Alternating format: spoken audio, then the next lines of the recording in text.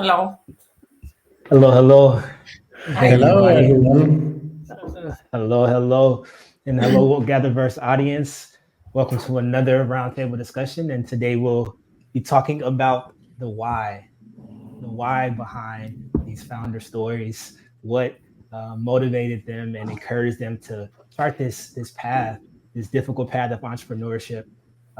So we'll allow everyone to come in. We have a great panel today.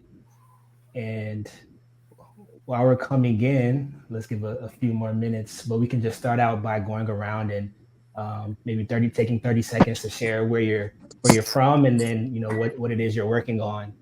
Um, if you guys would like to get started, we can just start with Trish. I see you're the first one next to me. So how are you today?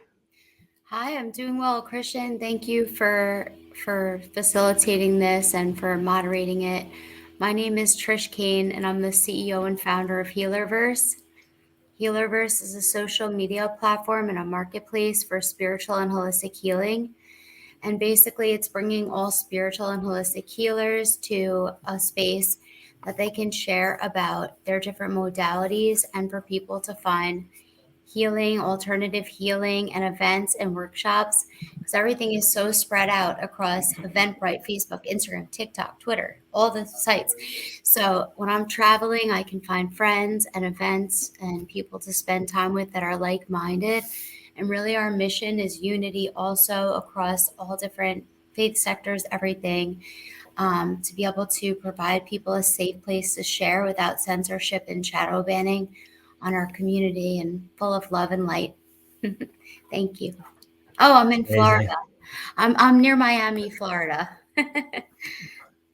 Sunshine State, amazing, Yeah. awesome. Jonas, do you want to go next? My pleasure. So I'm Jonas, originally from Germany, nowadays more all over the place, mostly between Europe and Latin America. I'm a Web3 builder since I came out of uni. I built three Web3 companies before. Now I'm building Trustbytes, and we are reinventing Web3 security. So you may remember when Gary Gensler, the head of the SEC, said that crypto or the crypto markets are the Wild West. We changed that with a tool set of AI, combining with an innovative approach of basically bringing protocols together with vetted auditors. And this way we really want to increase the security in Web3 to decrease the exploits and the hacks that are still happening. And actually we are building Web3 to serve the people, right? And that's what we are here for. Yeah, that is amazing. Awesome work. Divya, did I say your name correct? Would you like Yes. to share next? Awesome. Let's hear from you. Hi, good morning. My name is Divya Anantraman, and I'm the founder of Ikabit Inc. And we are working on trying to make medical office space more efficient with increasing the efficiency in their communication and providing an AI-generated way to do charting, so that the more time you save, the more doctors' time you save, and you enable safe communication in an office with social distancing, then the more patients the doctors can serve, right? So that's the idea of why you want to save their time and make it super efficient, because if you think of it, almost one day a week is lost in any business due to inefficient communication. But in the times of COVID, when you had such few medical staff, and they had to take care of such a big thing, making every second count was a big thing at that time. And even now I think we can serve people much better if we saved critical time for these people. And so that's what we're trying to do. We've done with our first stage of inter-office communication, and we are working towards doing the medical charting part of it. And that's where we are right now. So Amazing. That's awesome. Thank you for your work. Alan, how are you, sir? It's great to see you as always. Would you like to share? You're on mute.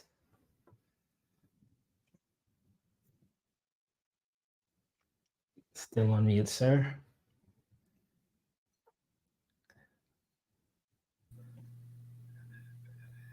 There you go. Try now. Oh, hi, thank you. Hey, Hi, my name is Alan. I'm founder of Studio Bahia. Nice to meet you all. We are a studio that does therapeutic experiences in virtual reality. We do trials and kind of frontier work with Stanford Neuroscience, UC Davis, different universities. And we started off in refugee camps. I think we'll get into that later, why we got here or how we got here. But Studio Bahia was founded in responding to children as young as 9 years old committing suicide, self-mutilation in refugee camps. And so we developed a model, a low-cost model, and we manufacture these little lunch cases which come with virtual reality headsets in them.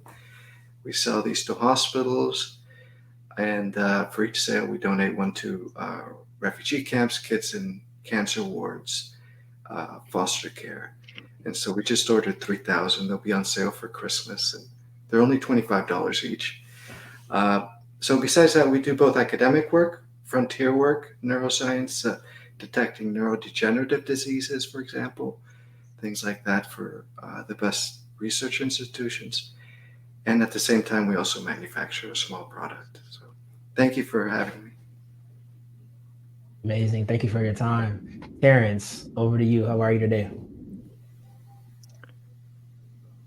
Hey, I'm good, Christian. Thanks so much. I'm Terrence Leclerc. Hi, everyone. Founder of Meta for You, a consulting firm out of Los Angeles. We provide immersive interactive services via talent, content, and consultation. So we work with experiential marketing agencies, any client that's putting together an event. We focus on authentic human connection, and believe that's the cornerstone of any event. And also the most immersive magic happens. That's awesome. I saw David's with us briefly, keeps going in and out. When he comes back on next time, I'll give him an opportunity to present himself. But until then, let's just get right into the conversation around why, right? So whoever feels led to share first, I want to present the question of why have you chosen this path that you're on, and then why should others do the same? Whoever feels led to share first. Let's go ahead, Trish. So I love this question because it really is the reason for HealerVerse. And in 2014, I actually died. I was 86 degrees Fahrenheit or 30 degrees Celsius when the paramedics found me. And I was resuscitated twice and brought back to life. I went to the other side, like through the tunnel, the whole bit. And then after that, I laid in a 9-day coma on life support, where they told my mom and dad she's not going to make it, but if she does, she's definitely going to be brain dead. And I woke up shortly before Thanksgiving in the US, and I remember them taking the tube out of my throat. The doctor was like, I have no idea how you're here right now. You have angels. And I did experience going to the other side, and after that, I actually had 2 strokes also from lack of oxygen. Like when I woke up, I couldn't walk, think, breathe, talk, nothing. This side I moved back and forth. This whole side of my face was droopy. And it's amazing because spiritual and holistic healing saved my life, and I've worked with various healers, and even 1 year after I got an MBA, I couldn't even complete I started to get it. I graduated 3 years after this happened, but I couldn't even complete a sentence, and basically I really want people to know that spiritual and holistic healing works and everything is possible. And it's been censored and shadow banned on social media platforms. So I really wanted to give people a safe place to learn about alternative healing modalities and community, and like a community that says, what are your dreams? We see them for you, and everything is possible, like things that I never heard growing up, and people to find out who they truly are, because it's who they are, not who other people told them they are.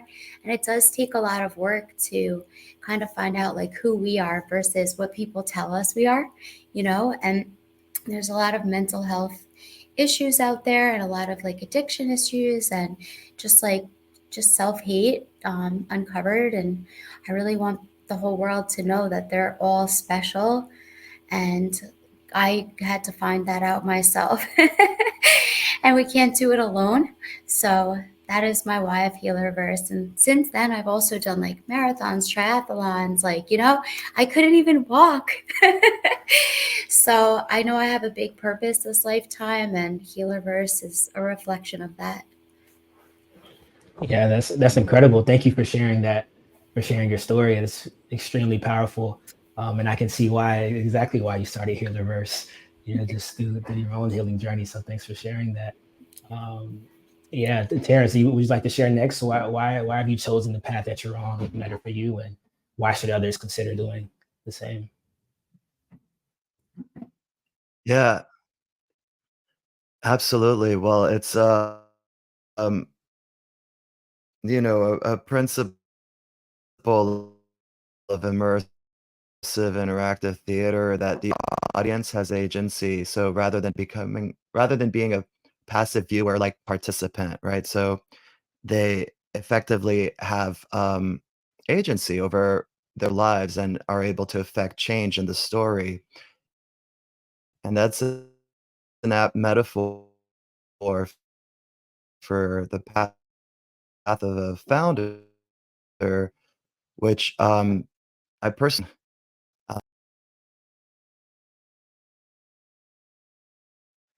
Uh-oh, I believe this looks like we lost Terrence there. I'm sure he'll come back on, but let's go into the next person. Alan, would you like to share? Hello, David. Are you with us? Yes, can you hear me? We can hear you loud and clear. How are you, sir? I'm doing great. Thank you. Glad to be here. Awesome. We're glad to have you. So you missed our round of introductions. Do you want to give a short introduction about yourself and share what you're working on and Yeah, why? sure. Sure. Yeah, absolutely. My name is David Benjamin. I'm from Berkeley, California. I live half time in Tulum, Mexico. I've been working the last couple years on a book that just got published called The MetaWeb, The Next Level of the Internet. And it's about the work that I'm actively engaging in to change how people think about the web. My belief, based on a lot of research and also even starting to build, is that we look at the web in a way that's super limited, and it actually prevents us from having authentic agency. So if anyone is wanting to create massive change that involves people having authentic agency, then we're going to need a different web. And I'm working on that new web. We call it the overweb. We also think of it as Web 4.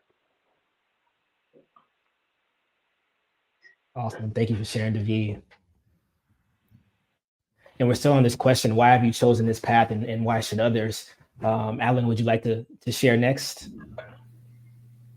Yes, mine started. I mean, it was a clear line when it all started. Oh, Terrence is back. I'll just wait for him. Hey, Terrence, you with us? Oh, that's very kind. I don't know what happened. Technical issues. I was with you Hey, all along. this is a live Yeah. this is a live stream. I We're letting people inside to see how real this is. And shout out I'll to the just GatherVerse finish team. by saying the founder's path is a tough one, fraught. Yeah, thank you. Founder's path is tough, fraught with technical difficulties, but stick with it and you'll be back on the stage in no time. There you go. Thanks, Alan. Yes, thank you. I guess why we chose this path, mine was very clear. I read an article on the newspaper, on The Guardian, about children taking their lives in refugee camps, and I thought, I just thought, these people, first, their families, they're innocent, and they're running from conflict. This is no fault of their own. And even if it was of their fault or their own, children should not be suffering. And so I read that, and it just struck so deep inside of me. And I said, this is enough. This is unacceptable. And I just couldn't shake it. I immediately went into contacting people and visiting camps and learning about the experience and the resources being applied for these situations. And I found that what happens is that the resources weren't being applied properly. They were sending European psychologists into these refugee camps, and these refugees don't have the tradition of speaking their most intimate problems with a stranger. For instance, here in the United States, you stop at a bus stop, people will tell you their problems, talk to you about their cousin, talk about all sorts of things.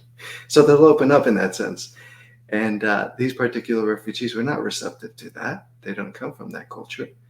And when you put them in group therapy, the women would not speak if a man was present, or due to different tribal or socioeconomic levels would not speak. So Western psychological practices applied within refugee camps were not working, and so these resources weren't being applied properly. So I looked at the refugees coming into the camps. I saw they came in with a bag of clothes and a mobile phone. A mobile phone was a good smartphone, similar to what you would find in the United States. And I thought to myself at the time, what about Google Cardboard? What about doing embodied therapies that do not have language, words, or numbers? And focus on the strength of virtual reality, which is that embodied presence. And so that kind of clicked on my mind, and I thought, okay, let's get this going. Let's go figure this out. So I had initially really low-cost cardboard, just the paper ones, the ones you kind of get. New York Times kind of shared this to all their subscribers. When you receive the newspaper, you could get the little Google cards. So I thought, let's start with that. Let's get some therapies on mobiles, available on Apple, available on iOS, and let's get going with this. And we'll distribute those things all over the place and give embodied therapies, a different form of therapy, a different approach to wellness, and this can be distributed through families. And so you had to look at the whole scenario of how they work, and the apps needed to be kind of standalone without Wi-Fi, because refugees walk to the tower, they download an app, and then they walk to these large camps, overcrowded, 3 times overcrowded, right? All 40% PTSD rates. And so you had to create a certain app in a certain way that functioned VR, and it was able to work without Wi-Fi, basically. And so I looked at all of those different things to create a product, and I was selling this idea to an insurance company up in Chicago called Zurich Insurance, about a 150-year-old company from Switzerland. And this was a week before the pandemic. So right there, that was the last presentation. And then the whole world just closed down and shut down. And so what I heard back from Zurich Insurance, before this, I worked in art insurance, fine art insurance. I'm one of 12 people in the world that do investigations, adjusting for fine arts. I cover Latin America and whatnot, but I know insurance. And so these insurance colleagues at Zurich Insurance wrote back to me and said, look, our executives, they're all suffering from anxiety. They're all at home. The world is locked down. Could you get us a nicer product for us too? Could you get something better than that cardboard, than just the cardboard? could you build something for our executive? I was like, what? Okay, so sure. Okay. So we started developing a much nicer product after that. And we did it throughout the pandemic. It was very therapeutic to develop a physical product. And so anyway, I'm telling a long story. So just to share that I went upon that choice to act, not blindly. I've lived in 10 countries. I've backpacked 80 countries. I worked at the World Bank out of college. I know international development. I ran restaurants and hotels. I was a federal investigator. Then I was an art insurance investigator, master's, PhDs, whatever. So I've had a rich life. And I said, I'm going to bring all of that experience into this. And that's what I've done the last couple of years. It called and drew upon all my experiences, everything of myself. And at the same time, it was wonderful because I kind of stumbled on a spiritual path along the way. And virtual reality is a kind of a mirror to a designer's inner world. If you're a painter, say if you're an artist, when you sing a song or you make a painting, it's very reflective of who you are. And virtual reality's world building is a whole world that is reflecting the inner world of an artist. And so it's very challenging. And so our team, I work with 6 women with PhDs in VR, PhD in audio engineering in VR, PhD in narratives in VR, and they kind of boss me around. I'm the weakest link for sure. And so that's what we do. But yeah, I didn't just blindly decide to fight this. I'm in my 40s. I've been around the world. I'm capable of answering to the crises, I think. And I think what's important is that you match yourself, your capabilities, to the problem. Are you up to the measure of that problem? You have to be. Or gather as many people as you can around that to solve that problem. So thank you for 100%. letting me share. Yeah, thank you for sharing that, Alan. And I truly believe that culmination of experience and rich life, it really prepared you to take on and succeed with this mission that you're on. So thank you for your work. And Divya, we would love to hear from you. Why have you chosen this path within the medical field, and why should others?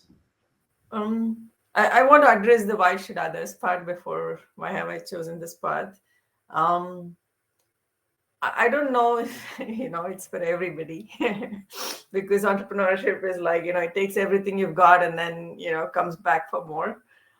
So I don't know if it's for everybody, and I think everybody here described what their calling was, literally. Trish having the most unique one. But mine was more simple, I guess. I was actually I was working at Intel, and I was going to go to Tesla, and but there was this kid who was texting and didn't see and came and hit me from behind in the car, right? And so then I went to my friend who was a physical therapist, and when she was treating me, there were like people knocking on the door because she was a small business owner and she had to run the business along with trying to take care of the patients, right? And so since I was close to her, hey, I said, this is not fair that there are 8 knocks on the door in a half-an-hour session. I'm paying pretty good money for this, right? And so then we started discussing on how, she didn't find a solution, or she didn't have a solution to trying to communicate with her staff while she was taking care of her patients. And then, so it actually started as me trying to help a friend find a solution to make her world a little bit better. And then we started talking about it, and then we realized there's nothing out there that's like it, that can help her be more efficient in her workplace. And then we went and looked through about 40,000 patents, and there was nothing there. And I said, okay, if I can patent this, then maybe we can do this. And then 3 of our 4 patents have been issued so far. And we kept going down that path, and then it kind of became more bigger when I realized a lot of my friends who are in the tech field, they kind of get burnt out midway, like especially when they have a child, or they want to take off work and they're completely burnt out and they don't know how to get back in, right? So I started taking people and I started training them, right, for free, and then kind of helping them get a job. And recently, two of the people that we had trained, one of them got a job at Google, then other one got a job in the Washington, school district. So it kind of became a bigger thing than I was trying to do, right? I was just trying to see how I can help a friend or, find her a solution and then go off to Tesla. But then, when we realized, oh, this can be done, then it became more bigger. And then we raised the money and, we kind of got things going. But yeah, the intention was never to take the hard road. It was always to just find a solution. And then I was going to go off, to the corporate world again. But this is how it turned out to be. So. That's great, and that's real. I think sometimes you get called upon a journey, and you just have to surrender and go with the flow. So thank you for sharing that, Divya. Jonas, what about sure. you? Why have you chosen this path? Yeah, first of all, I'm super impressed by all the participants here. Like these stories are just mind blowing, and yeah, really, really touches my heart. Like it's really profound.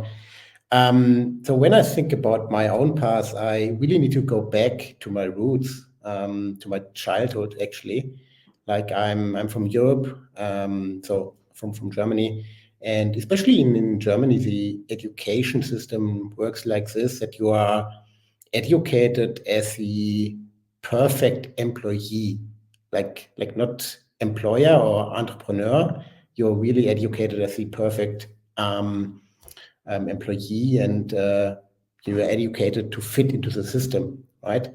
And I was kind of like always against it. I always wanted to create my own. I mean, it sounds like very big, but I wanted to create my own destiny. Wanted to be responsible for myself. Don't rely on others or on the state or whatever. And back then, when I was like finishing school, it was not like super clear to me that I need to become like self-employed or an entrepreneur. It was like there is something, but I can't really grasp it. And yeah, back then, basically my journey already started. Like I went to uni after that. During my uni, I started to travel, to backpack. So Ellen, I can really understand where you are coming from. And experience different cultures, experience that I grew up in a very spoiled way, looking at the other parts of the world. And this entire experiences came together, and actually the outcome was more or less clear, right? I needed to do something on my own. I needed to try out the entrepreneurial journey. And then it all got really started basically when I found Bitcoin, basically. I deep dived into it. I really tried to understand like all these points that were coming together. When you study Bitcoin, it's not only the technology, which is like, in my opinion, like mind blowing, at least like a couple of years ago. In my opinion still, but other people might have other opinions there. But it's also about like the other points that are coming together, like the philosophy behind it, the points that are related to business, to law, and so on. So really new and inspiring world to me.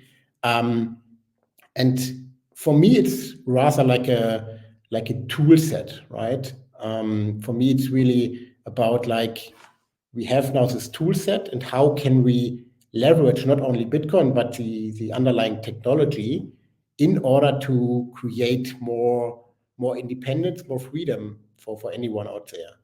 And this is like my purpose, or my why, if you will.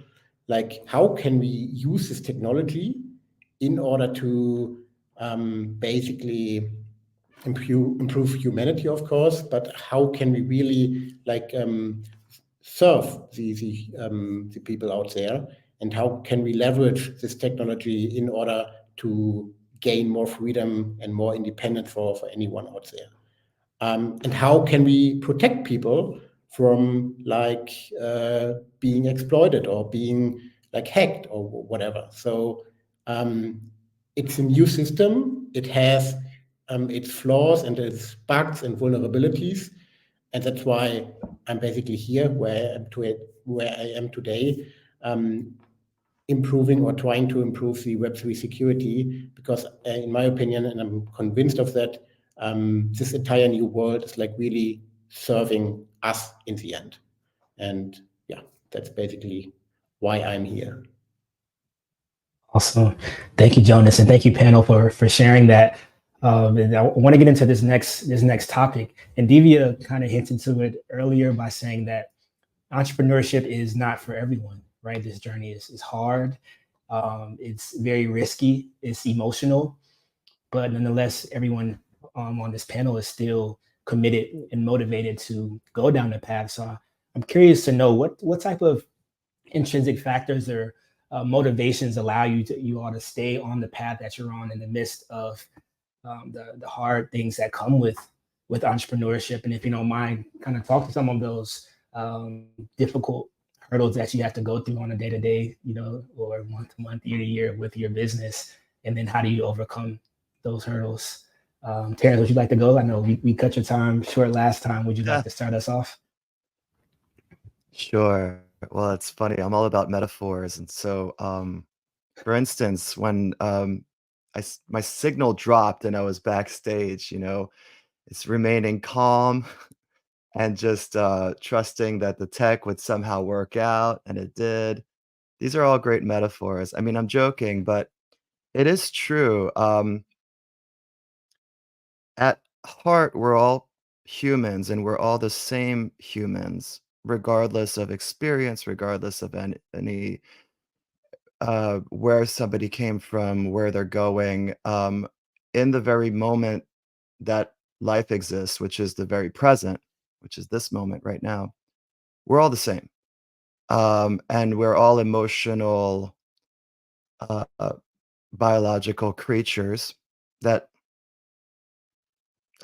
need to have an understanding of how we operate in reality with our bodies. So, speaking of virtual reality, if we're all players playing the characters of our avatars all on this panel, the players are all needing to understand how the character operates. And this kind of goes into the realm of mental health and also just physical health. Um, these are very important considerations because there's many, many, many, many, many um, great pieces, articles, posts, books on steps you can take and what you need to actually do.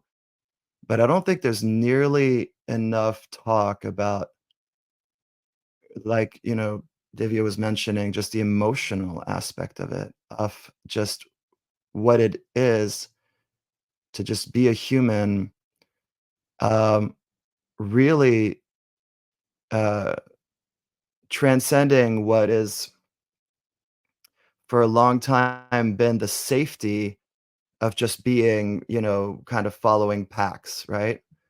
And instead standing firmly on your motivation and inspiration of why you're doing this and believing in yourself. And with that comes a lot of emotions and thoughts. And it is, I would recommend for anyone who feels called to this, which I think inherently is everybody's future. Um, it's almost the goal of humanity to realize their individual selves, right? Like self-realization. We come in alone, we go out alone, so to speak. So, with this concept of self-realization, the concept of entrepreneurship is very close. You're going to go on your own, you're going to forge a new path, and you're going to bring to the world your idea. So with that, there needs to be a lot of careful consideration and awareness. I feel lucky. My background's an actor. In acting school, you're kind of taught about your emotions. You're in a scene, you know, like your relationships, all that interpersonal stuff that so many humans just have to figure out on their own.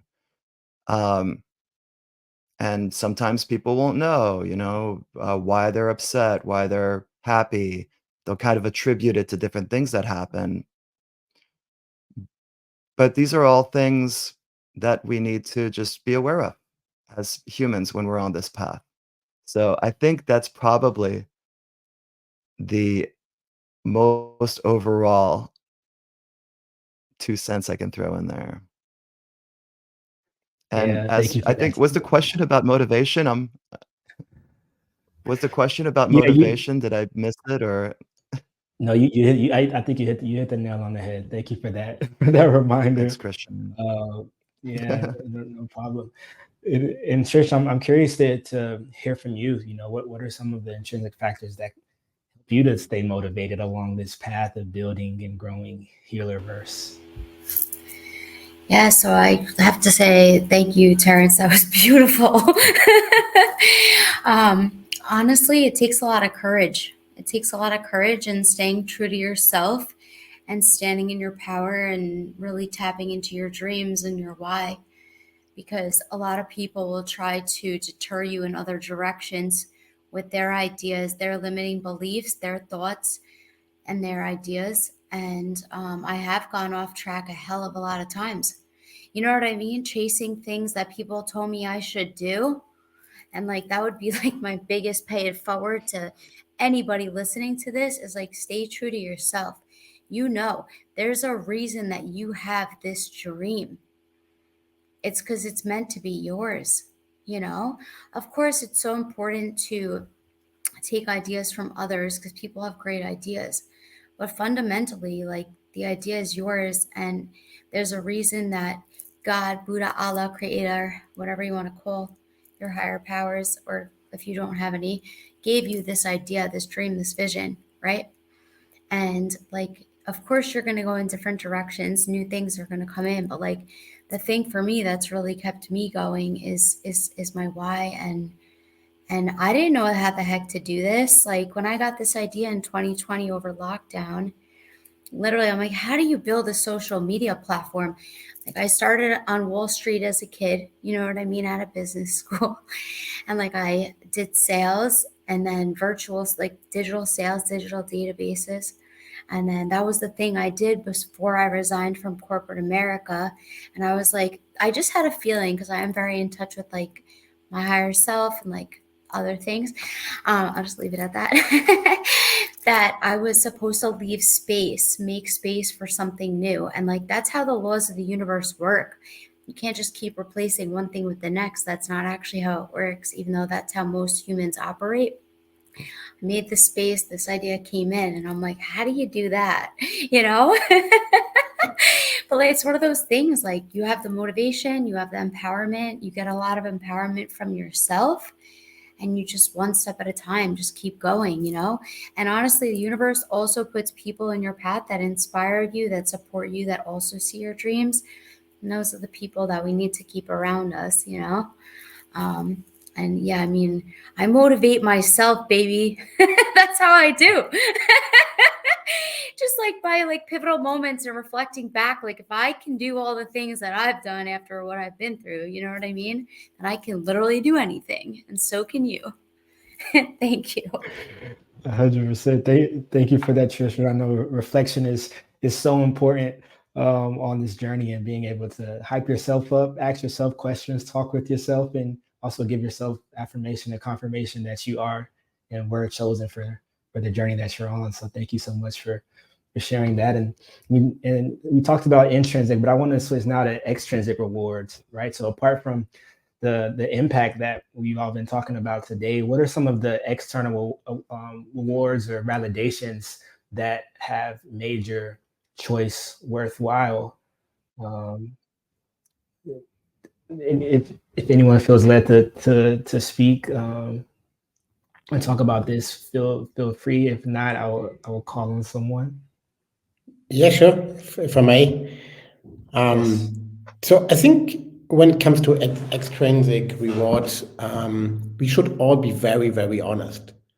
I experience that so often that you try to find explanations or your why or whatever, but you're not being honest and not authentic. Like, in my opinion, it's okay if you say, yeah, I'm here in it for the money. I want to have like a huge financial gain. That's okay. I mean, it's still like a business, but be honest about it. Because in my opinion, this is not necessarily a bad thing. Like, you can still do like great things with a lot of money, and you can have like huge impact. But be honest about it. Like, I think some people try to avoid like being honest here, and try to avoid like saying that they just want to become rich. And I think there's no reason to do so. Although it shouldn't be your only reason to be in it. I mean, you should have like a higher purpose, what you want to achieve, what you want to achieve for society, for the people. I mean, for someone or for some business, you are building something, right? And this should like improve something, a situation or whatever. It should make the world better. But in my opinion, it can be totally aligned with like your personal or with the company's gain, especially the financial gain. Awesome, Jonas. Thank you for sharing that. Let's pass it over to David. David, would you like to share about some of the extrinsic rewards that have made your journey worthwhile? Sure.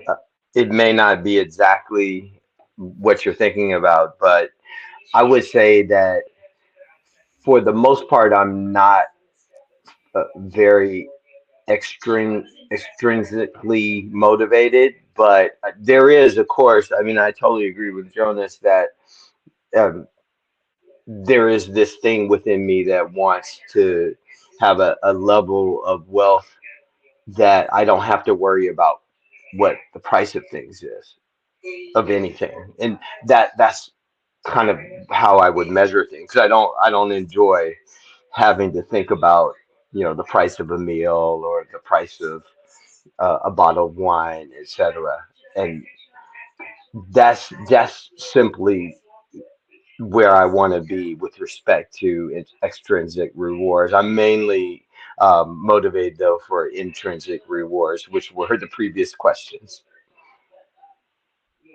Yeah, would you like to share with your what intrinsic rewards really validate your journey or motivate you as well? Since you didn't get to answer that question. Yeah, sure. So, Wendell Berry said we do not inherit the planet from our ancestors. We borrow it from our children. And when my daughter was about 2 weeks old, her mother put her on my chest. She inched up into my neck. I felt her, heard her, smelled her, and this feeling went all through my body. I knew at that moment that this was the most important relationship of my life and that I had changed. I didn't understand how I had changed initially, but it came to me a couple weeks later that I need to be able to look her in the eyes when she's a young adult and tell her that I did everything I could to make this a more beautiful, loving, and peaceful place. She's 21 as of about 6 or 7 days ago, and yeah, I'm on that path, and we'll see. It's not done yet. I think there's a lot more that I have to do, but it really is about giving the gift, of what I can to the future generations. And my daughter in her contemporaries. Wow, that's so amazing, David. Thank you for sharing that, and I'm sure she's proud of you and grateful for the work that you're doing. That's awesome. Let's go over to Divya. Would you like to share some of the extrinsic rewards, apart from the impact you're making, that validate your journey and keep you going? Well, I think faith keeps me going. External rewards, I think we're not there yet. I mean, we have a lot more to, get there. But, thinking that, okay, you had this unique idea and actually having patents issued for such a small company was like a huge thing for us. So that was great. And also, when COVID hit, it was very hard. I mean, we were an inter-office communication business and all the offices shut down as soon as we launched, right? We launched in December 2019, and 2020, February, everything shut down. We were like, okay, who are we going to sell this to if all the offices are shut down, right? And so it took a lot to actually keep the company going and get the payroll going. And, and also there were so many employees who came up and said, hey, all of the companies are laying off people there, and you're trying extra hard to actually, keep the payroll going. And, so that was really satisfying that, they become your family once you hire them and you feel responsible for them, So trying to make sure that, you do the right things so nobody else has to pay the price for it. I think that's worthwhile. So. Amazing. Thank you for sharing that. And we're coming up on our 4-minute warning. So I want to go to this last question. And Ala, we can start with you. But if someone is watching this right now and they're inspired by the stories and the expressions shared today, and they will say, okay, I want to pick up my axe and chop wood. I want to start my own company. I want to chart my own destiny. Right? What is some crucial advice that you all would offer to them? And Alan, we can start with you. Yes, and the answer will come in on the previous answer as well, because I think when I got into virtual reality for refugees, I had no idea we would find so many great uses for VR, such as physical therapy, diagnostic tools for mental health like dementias, things to cure lazy eye. So virtual reality has a whole bunch of uses, and we're implementing some of that into mobile phones, so it's easily accessible and free.